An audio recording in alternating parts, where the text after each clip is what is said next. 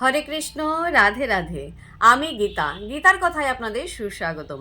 আজকে আরেকটি ভিডিওতে গীতার একাদশ অধ্যায়ের 2 নম্বর শ্লোকটি পাঠ করছি।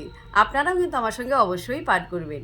ওং নমো ভগবতে বাসুদেবায়, ওং নমো ভগবতে বাসুদেবায়, ওং নমো ভগবতে বাসুদেবায়।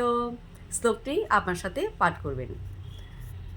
ভব অপ্যয়ৌ হি ভূতানাং শ্রুতৌ বিস্তরশ ময়া তত্ত্ব কমলপত্রাক্ষ মাহাত্ম্যম অপি চ অব্যয়ম।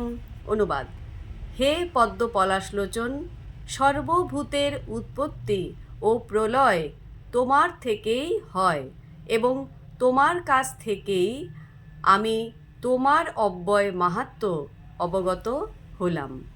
তো ভক্তগণ, এমনি করে প্রতিদিন একটি করে গীতার শ্লোক পাঠ করুন আর এই দুর্লভ মানব জন্মকে ধন্য করুন।